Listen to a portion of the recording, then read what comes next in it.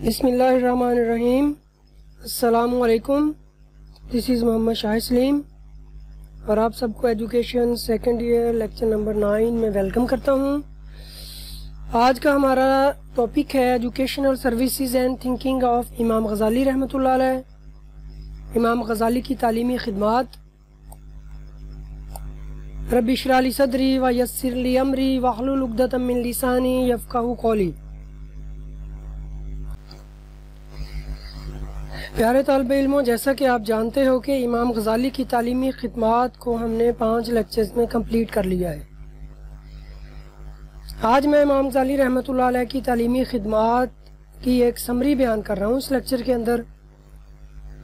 जब पेपर में इमाम गज़ाली रहमतुल्लाह अलैह के बारे में सवाल आए कि इमाम गज़ाली रहमतुल्लाह अलैह की तालीमी खिदमात पर रोशनी डालें या इमाम गज़ाली रहमतुल्लाह अलैह की तालीमी फ़िक्र तहरीर करें, तो आपने इस सवाल में मेन 6 हेडिंग्स बनानी हैं। और हमारे जो 4 मुफक्रीन हैं टोटल आपके सिलेबस के अंदर, 4 मुस्लिम मुफक्रीन, तो उन चारों की भी यही 6 हेडिंग्स ही है। सबसे पहले जिस भी मुफक्कर के बारे में आप लिखेंगे उसका तारफ़ बयान करेंगे। पहले पेज के ऊपर आपने ये 6 हेडिंग बिल्कुल ऐसे ही लिख देनी है जैसा कि आप स्क्रीन पे आपके सामने नज़र आ रही हैं। फर्स्ट वन तारुफ, सेकंड वन तालीमी तसव्वुरात, थर्ड वन मकासद तालीम, फोर्थ वन निसाब तालीम, फिफ्थ वन तरीक़ा तदरीस और लास्ट वन है उस्ताद शागिर्द ताल्लुकात। अब अपनी एग्जामिनेशन जो आंसर शीट होती है उसके ऊपर नेक्स्ट पेज पे आपने नंबर 1 देकर तारुफ लिखना है और अगली लाइन पर मुख्तसर सा तारुफ इमाम गज़ाली रहमतुल्लाह अलैह का बयान कर देना है। सिंपली 2-3 लाइनों का, जैसे आपका नाम इमाम मोहम्मद गज़ाली रहमतुल्लाह अलैह था, आप एक माहिर तालीम और बेहतरीन उस्ताद थे। मुफक्कर तालीम की हैसियत से अहले मगरबी आपकी ज़हानत का और आपकी फ़िक्र का लोहा मानते हैं। इमाम गज़ाली रहमतुल्लाह अलैह की अक्सर किताबों का तराजम कई यूरोपीय ज़बानों में हो चुके हैं।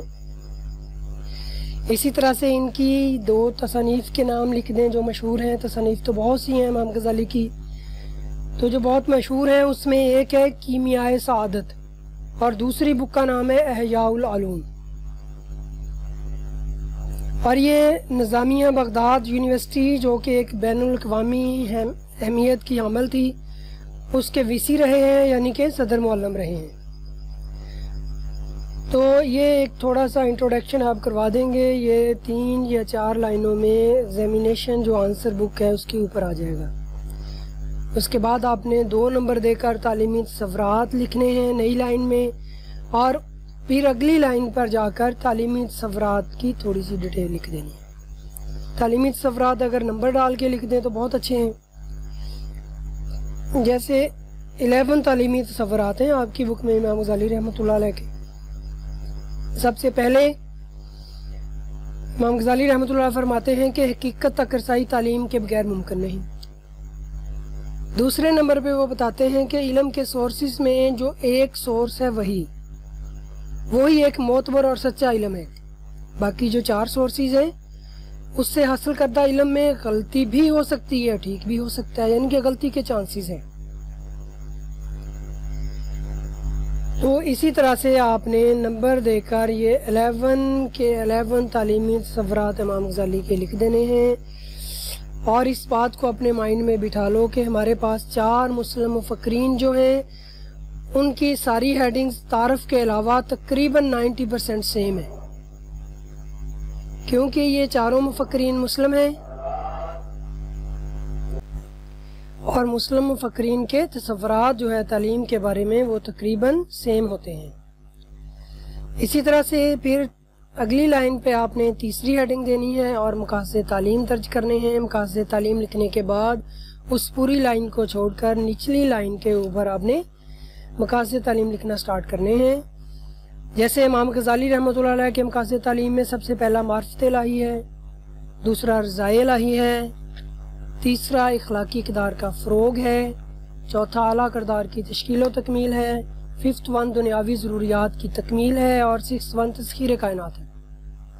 تو ہمارے تمام مسلم مفکرین کی جو تعلیمی مقاصد ہیں وہ تقریباً یہی ہیں۔ سب کا ہی سب سے پہلے معرفت الہی ہے کہ اللہ تعالیٰ کا تعارف حاصل کرنا ہے، پہچان کرنی ہے، اور پھر اس کے بعد دوسرا رضا الہی ہے کہ وہ جو علم حاصل ہوا کہ اللہ تعالیٰ ہم سے چاہتا کیا ہے، تعارف حاصل ہوا، اپنی زندگی کا مقصد سامنے آیا، اب اس احکامات پہ راضی ہو کر اپنے دل و دماغ کو تابع کر لینا ہے۔ تو مختلف مفکرین نے ان میں تھوڑے سے الفاظ چینج ہو گئے ہیں۔ آپ کی بک میں جو ہیڈنگ دی ہے، جیسے امام غزالی رحمۃ اللہ علیہ کا تیسرا جو مقاصد تعلیم ہے وہ ہے اخلاقی اقدار کا فروغ، جبکہ ابن خلدون رحمۃ اللہ علیہ کا ہے اخلاقی اقدار کی نشو و نما۔ تو تھوڑا سا ایک لفظ چینج ہونے سے یہ اصل میں ہے وہی اخلاقی اقدار کا فروغ ہی۔ نشو و نما اور فروغ دونوں تقریباً سیم لفظ ہے کہ بڑھوتری ہونا۔ تو اس لیے ہم کہہ سکتے ہیں کہ مقاصد تعلیم اگر امام غزالی کے 6 ہیں تو یہ 6 کے 6 آپ باقی مفکرین کا اگر سوال آ جائے پیپر میں تو اس میں بھی لکھ سکتے ہو۔ 4th ون میں ہم ہیڈنگ دیں گے نصاب تعلیم کی۔ نیکسٹ لائن پہ نصاب تعلیم کے بارے میں ڈیٹیل لکھیں گے تھوڑی سی، جیسے امام غزالی رحمۃ اللہ علیہ نے نصاب کو 2 کیٹیگریز میں ڈیوائیڈ کر دیا، فرض عین اور فرض کفایہ۔ اب فرض عین میں کون کون سے سبجیکٹ ہیں ان کی تھوڑی سی ڈیٹیل لکھنی ہے، اور فرض کفایہ میں کون کون سے سبجیکٹ ہیں۔ اسی طرح سے 5th ہیڈنگ کی طرف آپ نے جانا ہے، طریقہ تدریس لکھنا ہے، پھر نئی لائن کے اوپر امام غزالی کے بیان کردہ طریقہ تدریس لکھ دینے ہیں، اور ہمارے باقی 3 مفکرین کے بھی تقریباً سیم ہیں، 1-2 ان کے کم یا زیادہ ہیں۔ تو امام غزالی کا جیسے پہلا جو ہے طریقہ تدریس، اس میں وہ فرما رہے ہیں کہ بچوں کے رجحان کے مطابق تعلیم دینی ہے۔ اب یہ سب ہیڈنگ لکھ کے پھر 1-2 لائنوں میں اس کی ڈیٹیل دے دینی ہے کہ بچوں کی جہاں پہ دلچسپی ہے، چاہت ہے، طبعی رجحان ہے، ان کی جسم کی ساخت، ان کی ذہنی صلاحیتیں جس طرف جا رہی ہیں، تو اسی شعبے کا علم اور فن اور طریقے سے طالب علموں کو دینا ہے۔ 2nd طریقہ تدریس کی ہیڈنگ میں وہ فرما رہے ہیں کہ تدریس میں تدریج، یعنی کہ درجہ بدرجہ بچوں کو تعلیم دینی ہے۔ 3rd ون میں وہ کہہ رہے ہیں کہ ذہنی استعداد کے مطابق تعلیم دینی ہے۔ طالب علم کی جو استعداد ہے وہ ذہنی جس IQ لیول پہ وہ کھڑا ہوا ہے اس لیول پہ آ کے طریقہ تدریس کی سلیکشن کرنی ہے۔ سابقہ معلومات کی مدد سے تعلیم دینی ہے۔ 5th ون میں امام غزالی فرما رہے ہیں کہ عمل کے ساتھ مشروط کر کے تعلیم دینی ہے، یعنی کہ بچوں کو ایکٹیویٹیز بھی کروانی ہے اور ان کو اس بات پہ مجبور کرنا ہے کہ جو تعلیم حاصل کی ہے اس کو وہ اپنی زندگی کا حصہ بنائیں۔ بچوں کے لیے سبق آسان بنا کے پیش کرنا ہے۔ جب لیسن پلاننگ کرنی ہے، سبق کی تیاری کرنی ہے، تو اس میں ایسی چیزوں کو ڈالنا ہے کہ جس میں بچوں کو آسانی سے سمجھ آ جائے۔ اور لاسٹ ون اس سوال کے اندر ہیڈنگ آپ نے دینی ہے استاد شاگرد کے تعلقات۔ تو ہمارے یہ چاروں مفکرین نے اس کے بارے میں ڈیٹیل سے لکھا ہے اور تقریباً یہ بھی 80% سیم ہے۔ جیسے امام غزالی نے پہلے اس کو 2 ہیڈنگ میں تقسیم کر دیا کہ معلم کی ذمہ داریاں اور متعلم یا اسٹوڈنٹ کی ذمہ داریاں۔ تو آپ نے اس میں سب ہیڈنگ سب سے پہلے دے دینی ہے معلم کی ذمہ داریاں یا فرائض یا آداب معلم بھی لکھ سکتے ہیں۔ آپ کی بک میں سب ہیڈنگ جو ہے وہ ہے آداب معلم، یعنی کہ معلم نے جن باتوں کو ملحوظ خاطر رکھنا ہے۔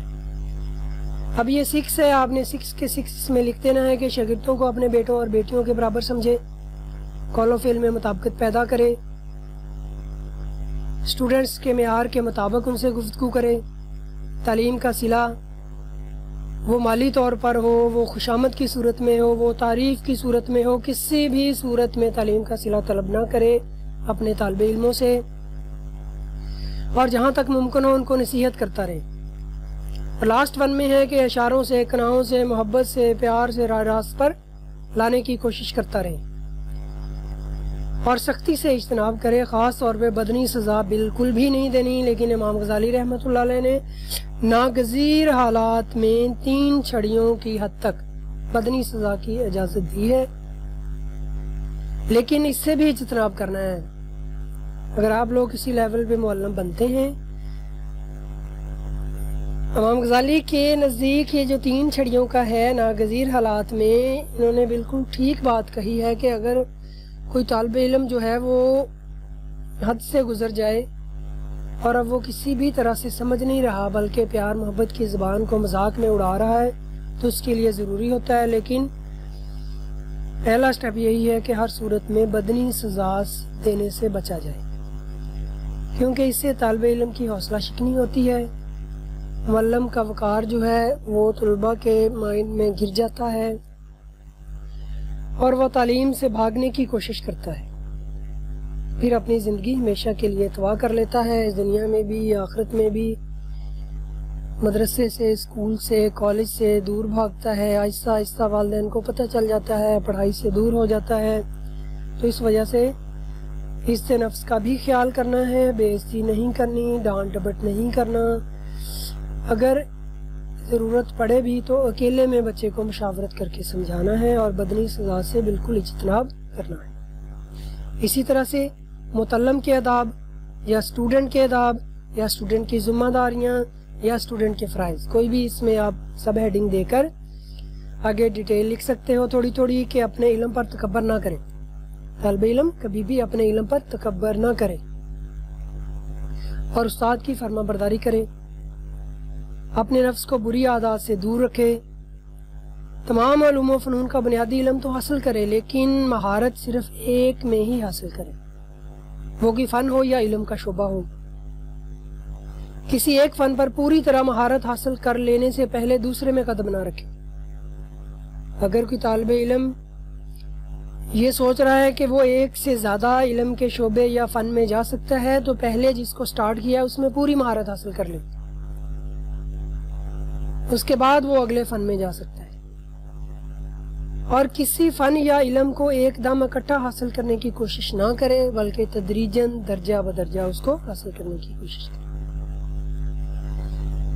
تو پیارے طالب علموں، یہ تھے استاد اور شاگرد کے تعلقات۔ جب آپ کے ایگزامینیشن میں سوال آئے گا امام غزالی کی تعلیمی خدمات یا علامہ ابن خلدون کی تعلیمی فکر پہ روشنی ڈالیں یا ابن سینا رحمۃ اللہ علیہ کی تعلیمی نظریات بیان کریں یا علامہ زرنوجی کی تعلیمی فکر پہ روشنی ڈالیں، تو ان سب میں یہ 6 ہیڈنگ سب کی کامن ہے۔ پہلے پیج پہ آپ نے یہ 6 ہیڈنگ دے دینی ہے، اگلے پیج پہ موو کرنا ہے، وہاں پہ تعارف کی ہیڈنگ دے کر نیچے اس متعلقہ مفکر کا 3 یا 4 لائنوں میں تعارف بیان کر دینا ہے۔ اسی طرح سے سیکنڈ ہیڈنگ دینی ہے تعلیمی تصورات، اور 9 لائن میں اس متعلقہ جو مفکر ہیں ان کے جو تعلیمی تصورات ہیں وہ درج کر دینے ہیں۔ امید کرتا ہوں کہ آپ کو اس سوال کو کیسے اٹیمپٹ کرنا ہے بالکل سمجھ آ گئی ہوگی، اور نیکسٹ لیکچر میں انشاءاللہ ملاقات ہوگی۔ اللہ حافظ۔